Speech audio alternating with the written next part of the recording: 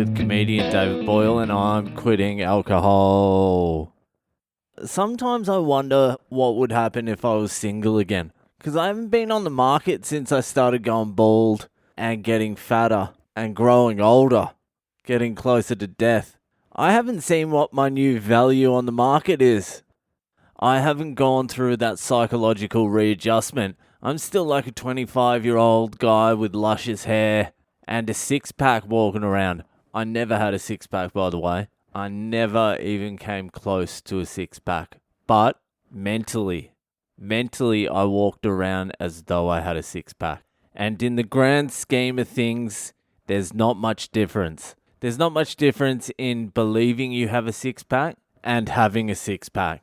So if I just got dropped back into the single market, in my mind, I would be like a fucking Maserati for sale.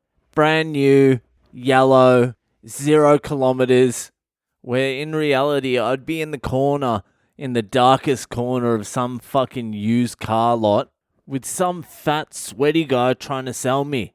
Okay, here's a 1984 Datsun 720. Look, I'm not going to lie to you. It's not a great car. It's not a great car at all. Its best days are well behind it. And if I'm going to be honest, it wasn't a great car from the beginning. Look, we can't wind up the windows. It kind of smells like wet dog. Look, it's going to be almost a mission impossible just to get it running. You make me an offer. At this stage, we just want it out of the lot. I'd be cruising the streets thinking I'm a Maserati, but I'm a fucking Datsun. There is nothing worse than a Datsun that thinks it's a Maserati. Because all the moves are completely wrong. Have you ever seen that? Have you ever seen an old dude who maybe used to have it back in the day? Now he's just an old, fat, bald dude trying to make eye contact in the line at Subway. Sandwiches. And it's just creepy. That would be a real rude shock, actually. Not that I was a lady killer back in the day, either. But I could make eye contact without getting arrested. There's a dude I know, he's just going through a breakup with his missus after 17 years. And he's worse than me. He's full bogan. He has no hair.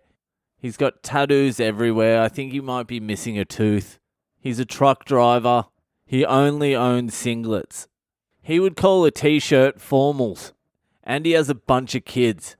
And I was thinking about him too. And I was like, how the fuck does he re-enter the market? I would not like to be the poor lady that ends up on that guy's first date in 17 years. I can tell you right now, he's going to get hammered, he's going to grope ya, and at some point he's going to cry. Because I don't think it's him who wants to break up. I shouldn't laugh. That's for fucking sure. I don't know where I would start. I suppose you got Tinder and that now, but I'm not fucking photogenic. I'm fractionally better looking in real life than I am on photos. So Tinder's not going to work for me. And Bumble, where the girl has to choose you, fucking forget about it.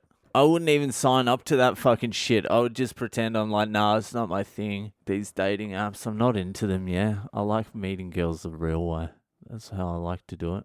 Oh, God. So I'm a 1984 Datsun 720 who thinks it's a Maserati. I'm not even an operational Datsun. I'm pushing the Datsun up the hill.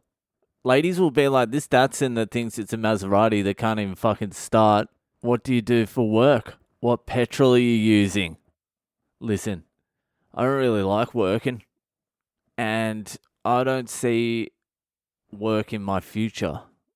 Now the question is, do you earn enough to support us both? Jesus Christ. I wouldn't even try. I would not even try. You know, sometimes when you start thinking about something, and usually you stop thinking about it after like a couple of minutes because you're like, oh, I don't need to think about that. But sometimes you start thinking about something and then you start doing a podcast and then you start thinking about it a little too fucking deeply and then it starts scaring the absolute fuck out of you. What market would I be in? I would be in the single dad market. I would have to say I'm a comedian. which is the most disgusting thing in the entire world to say. And comedy looks good if you're in front of a crowd of like 500 to 1,000 people and you've got a photo of that. But can you really show a potential partner the horrors of performing to 3 people on a Wednesday night? But this comedian who was on at this gig I was at tonight, he said this: he's lost 48 kilograms in the last couple of years. He's been fat all his life, and he said it like an accordion. He's gone up and down weight. He's never been skinny. He didn't look skinny tonight. But he said, do you want to know one thing? He's like, no matter what size I was, someone was always willing to fuck me. That is absolutely, truly fucking inspirational. He's like, it didn't matter whether I was 150 kilos or 110 kilos. There was always a woman willing to stoop that low. All right, that's it for tonight. I'm fucking spooked. That one spooked me. I can't think too much about that. It's scary. All right, that's it for tonight. Add me on social media. I'm Boyle Comedy on Instagram, Facebook, and Twitter. And if you're enjoying the podcast, rate, review, subscribe. No one's done that in a while.